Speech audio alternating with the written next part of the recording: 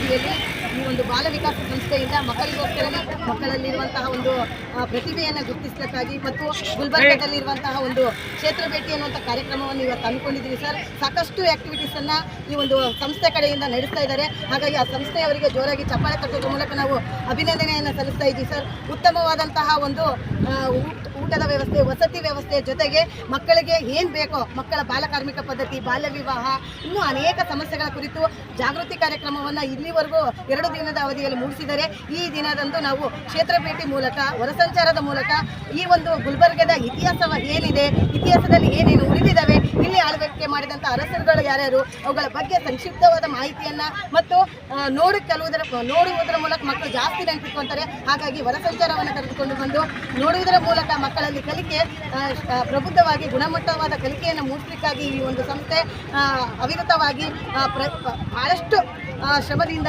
100ಕ್ಕಿಂತ ಹೆಚ್ಚು ಮಕ್ಕಳಿಗೆ ಪ್ರೋತ್ಸಾಹವನ್ನು ನೀಡಿ ಒಂದು ಪ್ರೋತ್ಸಾಹದಾಯಕವಾದಂಥ ಕ್ಯಾಪ್ಗಳನ್ನು ನೀಡಿ ಉತ್ತಮವಾದಂಥ ಸೌಲಭ್ಯಗಳನ್ನು ಒದಗಿಸಿ ಈ ಒಂದು ಕಾರ್ಯಕ್ರಮವನ್ನು ಹಮ್ಮಿಕೊಂಡಿದ್ದಾರೆ ಸರ್. ಹಾಗಾಗಿ ಈ ಕಾರ್ಯಕ್ರಮದಲ್ಲಿ ನಾವು ಬಳ್ಳಾರಿ ಜಿಲ್ಲೆಯಿಂದ 14 ಮಕ್ಕಳನ್ನು ಕರ್ಕೊಂಡ್ಬಂದಿದ್ದೀವಿ. ಎಲ್ಲ ಮಕ್ಕಳು ಸಹ ಭಾಗವಹಿಸಿರುವ ಎಲ್ಲ ಮಕ್ಕಳು ಆ್ಯಕ್ಟಿವ್ ಆಗಿ ಭಾಗವಹಿಸ್ತಾ ಇದ್ದಾರೆ. ಹಾಗಾಗಿ ಈ ಮತ್ತೊಮ್ಮೆ ಎಲ್ಲ ಒಂದು ಜಿಲ್ಲೆಗಳ ಪರವಾಗಿ ತುಂಬ ಹೃದಯದ ಅಭಿನಂದನೆಗಳನ್ನು ಕಲಬುರಗಿ ವಿಭಾಗ ಮಟ್ಟದ ಜಿಲ್ಲಾಧಿಕಾರಿಗಳಿಗೆ ಮತ್ತು ಅಧಿಕಾರಿ ವರ್ಗದವರಿಗೆ ಮತ್ತು ಮಹಿಳಾ ಮಕ್ಕಳ ಅಧಿಕಾರಿಯವರಿಗೂ ಸಹ ತುಂಬ ಹೃದಯದ ಧನ್ಯವಾದಗಳನ್ನು ತಿಳಿಸ್ತಾ ಇದ್ದೀವಿ.